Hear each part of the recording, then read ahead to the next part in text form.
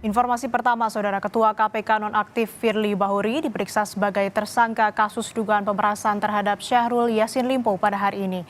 Ini merupakan pemeriksaan perdana Firly setelah ditetapkan sebagai tersangka pada Rabu 22 November lalu.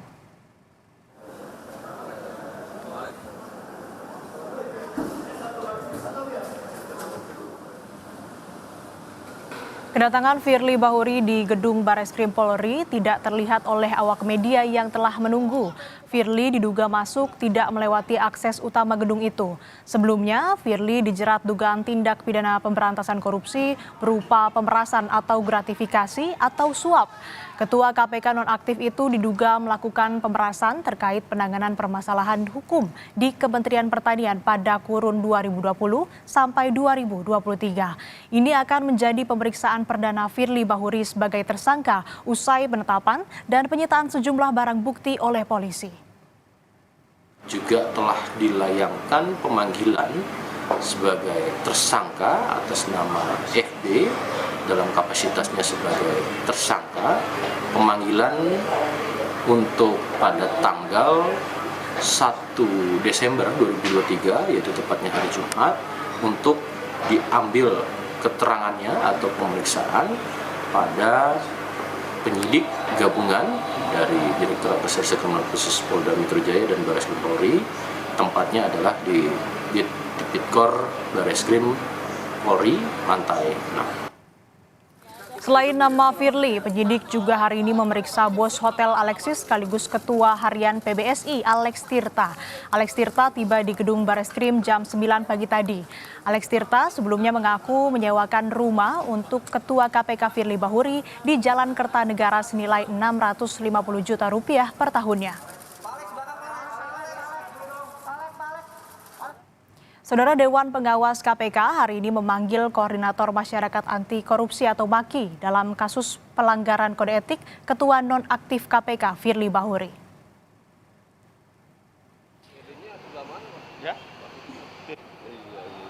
Pemanggilan Boyamin Saiman guna mendalami pertemuan antara Firly Bahuri dengan mantan Menteri Pertanian Syahrul Yassin Limpo.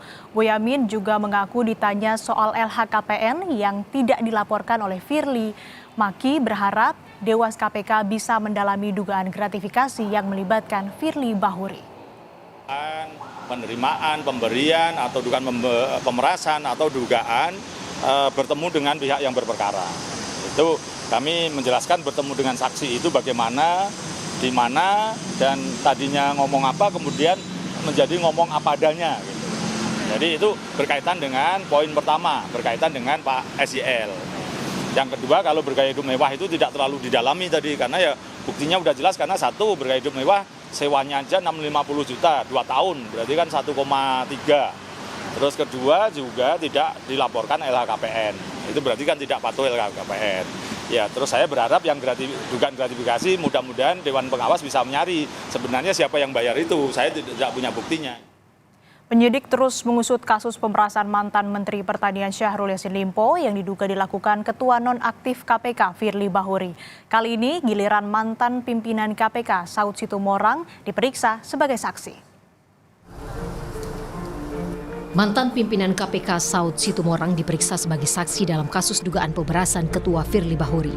Usai pemeriksaan, Saud menjelaskan pemeriksaan penyidik terkait nilai-nilai KPK yang dilanggar oleh Firly Bahuri, salah satunya terkait pelaporan LHKPN.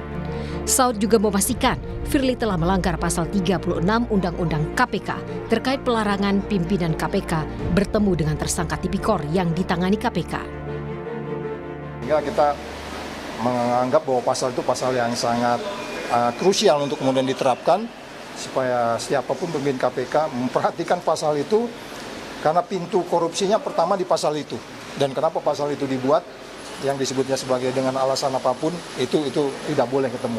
Jadi saya pikir saya setuju dengan itu, dan itu sudah pasti akan masuk di dalam salah satu pertimbangan yang nanti mereka seperti apa mereka buat laporan ataupun menuju ke T21-nya. Saat membuka Rakor Nasional Anti Korupsi, Ketua Sementara KPK Nawawi Pomolago mengapresiasi kehadiran para tamu undangan di kondisi KPK yang sedang tidak baik-baik saja. Nawawi mengakui lembaga yang dipimpinnya itu kini tengah disorot publik usai Firly Bahuri terjerat sejumlah kasus hukum. Yang lagi tak baik-baik aja di lembaga itu tidak akan berefek pada acara pada hari ini. Dan hari ini beliau bisa buktikan kepada saya gitu bahwa begitu banyaknya kehadiran undangan, kolaborasi yang dibangun bersama beliau-beliau ini. Pak Wamenak masih datang gitu. Pak Irjen Kemendagri masih meluangkan waktu untuk datang untuk giat yang seperti ini. Ada rasa bangga diri bahwa insya Allah giat-giat KPK di tengah musim yang lagi tak baik-baik ini masih tumbuh. Kabag Pemberitaan KPK Ali Fikri menyatakan, karena status pemberhentian Firly bersifat sementara hingga menunggu hasil penyidikan Polda Metro Jaya, dengan menyandang pemberhentian sementara sesuai peraturan pemerintah yang ada, Firly tetap mendapatkan hak-haknya di KPK. Pemberhentian sementara ya, Mbak.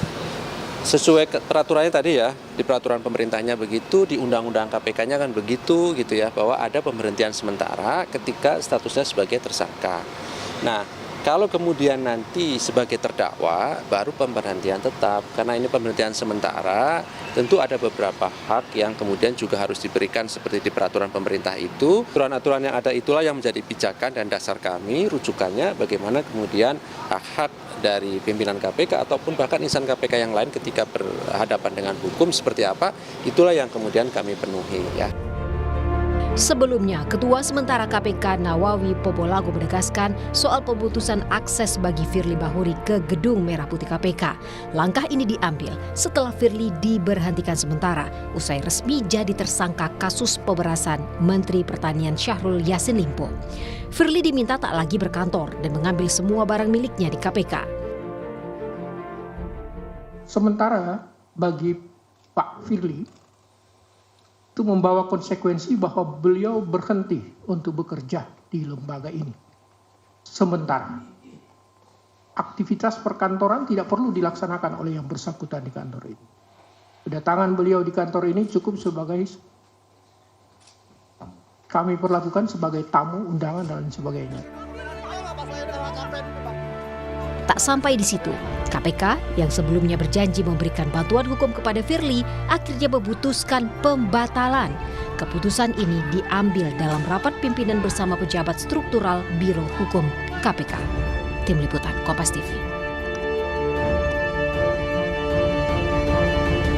Untuk informasi selengkapnya sudah bersiap jurnalis Kompas TV Fedriska Ananda yang akan melaporkan dari Gedung Bareskrim Polri Jakarta dan Leo Taufik dari Gedung KPK Jakarta. Kita ke Bareskrim Polri terlebih dahulu. Selamat siang Fedriska, apakah Firly Bahuri sudah hadir di sana? Selamat siang Asri. Firly Bahuri ini diketahui sudah datang di Gedung Bareskrim Polri ini tadi pada pukul 8:30. Jadi kami ingin mengklarifikasi terkait dengan keterangan kami sebelumnya bahwa Firly belum hadir. Karena memang seperti yang tadi dikatakan bahwa tidak satupun dari awak media yang menanti kedatangan Firly ini mendeteksi kedatangan Firly Bahuri pada pemeriksaan pertama sebagai tersangka. Karena memang pada dua pemeriksaan sebelumnya Firly juga media juga tidak pernah tahu Firly masuk ke Gedung Bareskrim Polri melalui akses mana, karena memang ada beberapa pintu akses masuk menuju Gedung Bareskrim Polri. Firly hari ini diperiksa sebagai tersangka atas kasus dugaan pemerasan terhadap mantan Menteri Pertanian Syahrul Yassin Limpo, dan tidak hanya Firly namun juga ada dua saksi lainnya termasuk juga ketua umum dari PBSI yakni Alex Tirta, di mana Alex Tirta ini diperiksa dengan kapasitasnya terkait dengan rumah yang berada di Jalan Kartanegara, rumah yang disewa oleh Firly di Jalan Kartanegara, di mana di rumah ini penyidik menemukan sejumlah dokumen yang kemudian menjadi alat bukti. Di antaranya ini merupakan dokumen-dokumen penukaran uang rupiah ke mata uang asing, dan kemudian juga dokumen-dokumen lainnya seperti hard disk begitu ya, hard disk yang kemudian berisi berita acara penggeledahan rumah dinas dari mantan Menteri Pertanian Syahrul Yassin Limpo. Asri. Hadir di Bareskrim, dikonfirmasi sudah hadir meski tidak bisa dilihat oleh media di sana. Lalu apakah ada kemungkinan Firly Bahuri akan ditahan hari ini usai pemeriksaan?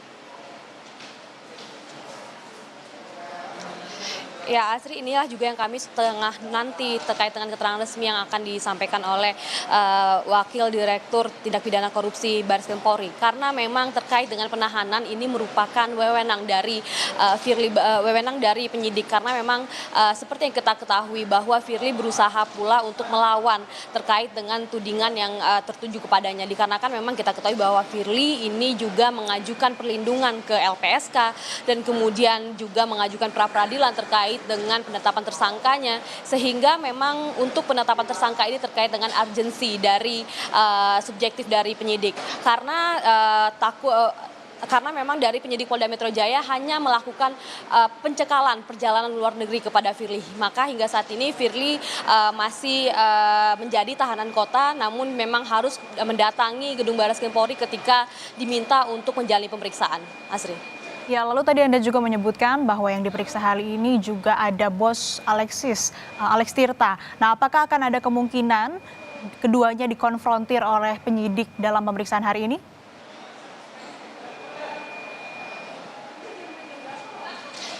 Tadi ketika kami mencoba mengkonfirmasi terkait dengan apakah Alex Tirta dan juga Firly Bahuri ini akan dikonfrontir, namun tidak ada tidak ada skema demikian begitu ya. Namun kalau misalkan tadi ketika kuasa hukum dari Alex Tirta ini datang ke Baris Krim Polri, kami juga sempat menanyakan apabila memang diharuskan untuk dikonfrontir dengan Firly Bahuri, maka Alex Tirta ini mengatakan siap untuk dikonfrontir dengan Firly karena memang dari Alex Tirta ini juga sudah menyediakan dokumen-dokumen yang kemudian menjadi bukti penguat terkait dengan keterangannya. Karena diketahui bahwa memang di atas kertas rumah yang di Kartanegara ini disewa atas nama Alex Tirta. Namun untuk terkait dengan perpanjangan kontraknya ini dilanjutkan oleh Firly Bahuri. Asri. Oke, selain Firly dan juga Alex Tirta yang akan diperiksa hari ini, ada lagi pihak lain yang akan dihadirkan ataupun juga dipanggil oleh penyidik?